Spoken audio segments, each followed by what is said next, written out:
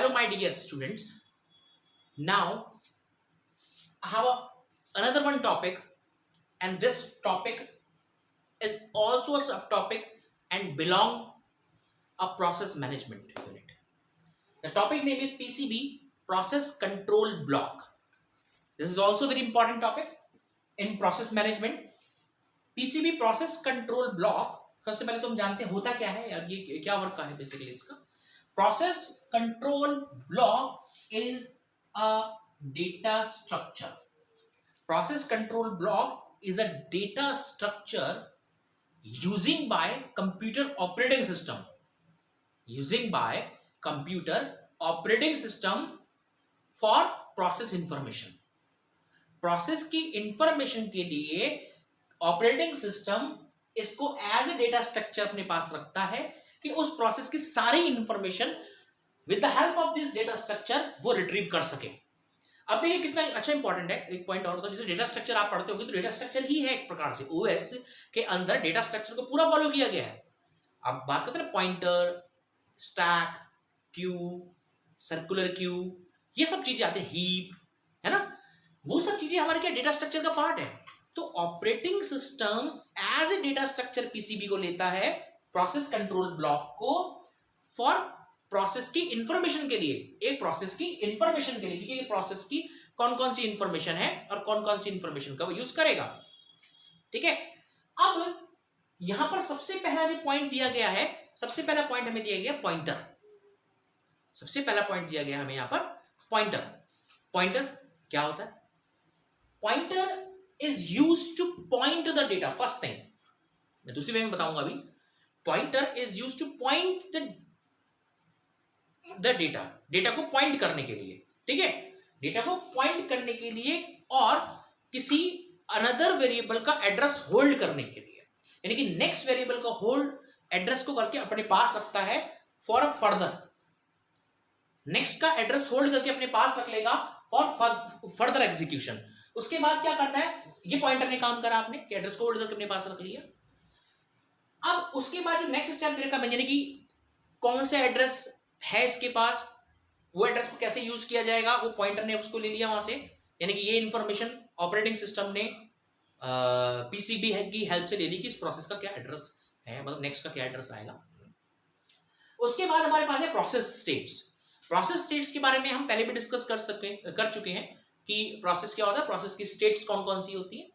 ठीक है. जैसे कि हम लोगों ने बात करी थी कि न्यू स्टेट थी, वहां पर रेडी था, रनिंग एंड देन टर्मिनेट, और रेडी रनिंग के बीच में कोई प्रॉब्लम आती तो इंटरप्ट हो गया, और पहले से कोई एग्जीक्यूशन हो रहा है तो वेटिंग हो गया, ये तो वेटिंग और इंटरप्ट कुछ भी हो चला रेडी में गया, और लास्ट में आके टर्मिनेट हो जाता है. तो ये सब चीजें, यानी प्रोसेस स्टेट की सारी information PCB as a data structure अपने पास रखता है.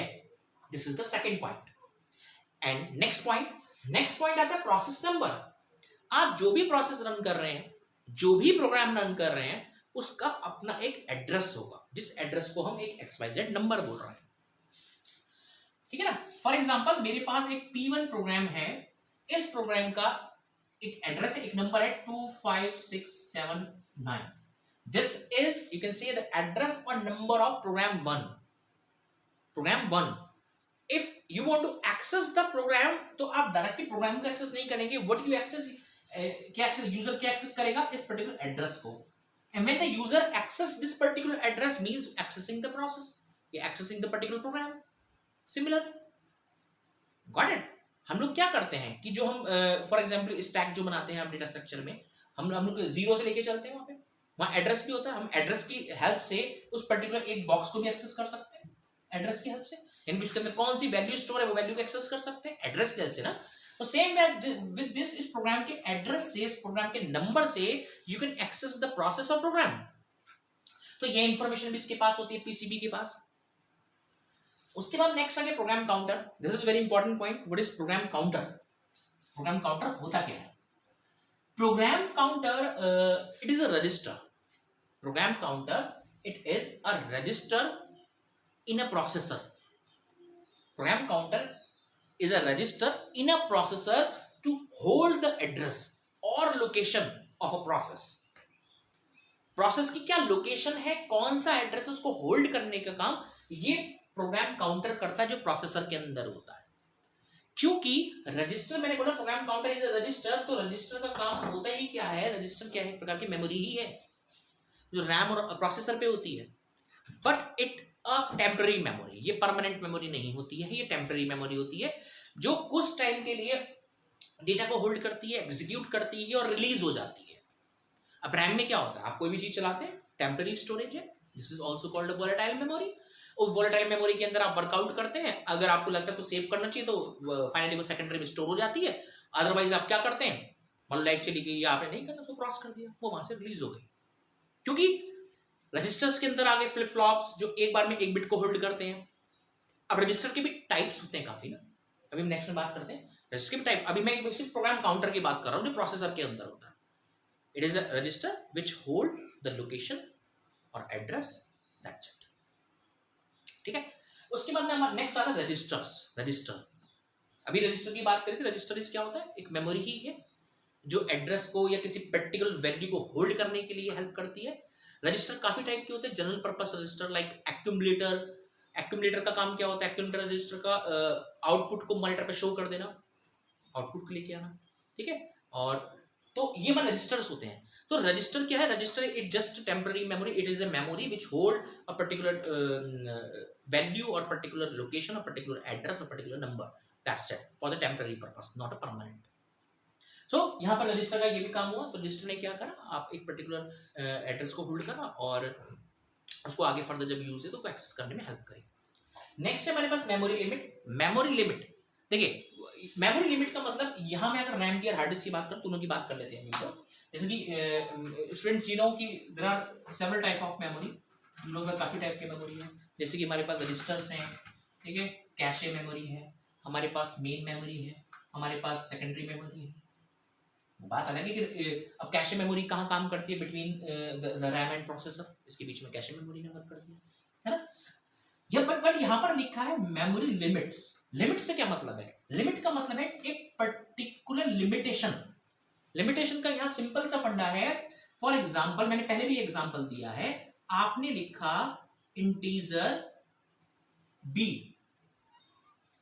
अब जैसे कि आप लोग जानते हैं कि इंटीजर ने मान लो एक 2 बाइट होल्ड करता है, 2 बाइट होल्ड करता है, तो ये क्या करेगा, उस मेमोरी के अंदर एक सिंपल सा एक मेमोरी एलोकेट कर देगा इस बी को। इस बी को एक मेमोरी एलोकेट कर देगा, यानी कि इस पर्टिकुलर स्पेस का नाम क्या हुआ स्टूडेंट्स, बी हो गया, है ना। इसके अंदर फॉर एग्जांपल मैंने क्या करा, एक वैल्यू को मैं लिखा A B equals to B equals to, मैं लिख दिया 10। उसने क्या करा कि इस पर्टिकुलर मेमोरी के अंदर इस 10 को होल्ड कर दिया। Got it.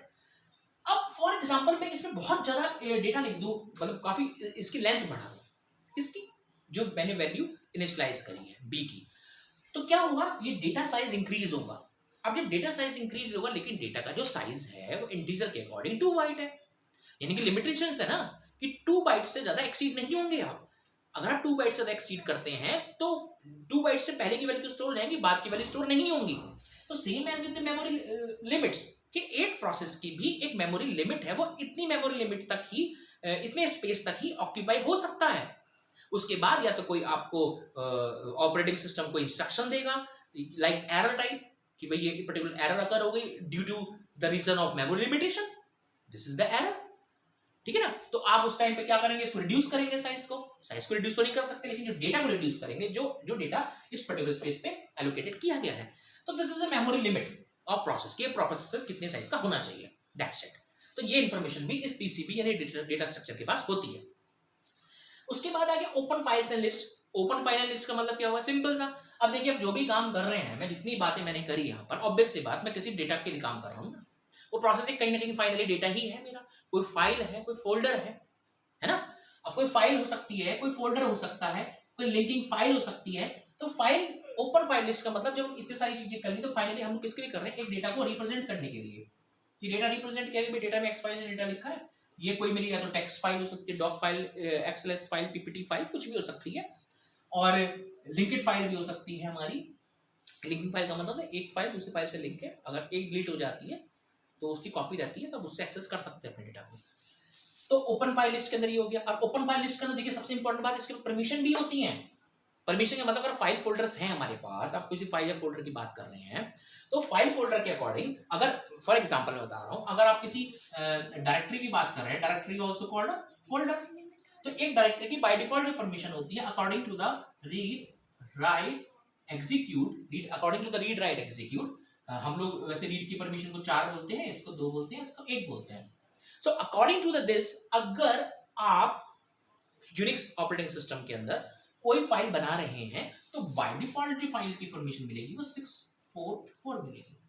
कैसे, क्या, वो हम आगे फर्दर वीडियोस में बात करेंगे कैसे वर्कआउट कर दिए। तो this is all about the process control block. It is a data structure, दोबारा रिपीट करो, it is a data structure. ठीक है, ये डेटा स्ट्रक्चर होता है किसके लिए? बाय अ ऑपरेटिंग सिस्टम, जो ऑपरेटिंग सिस्टम के द्वारा यूज किया जाता है, किसके लिए? प्रोसेस की इंफॉर्मेशन लेने के लिए। So this is all about PCB.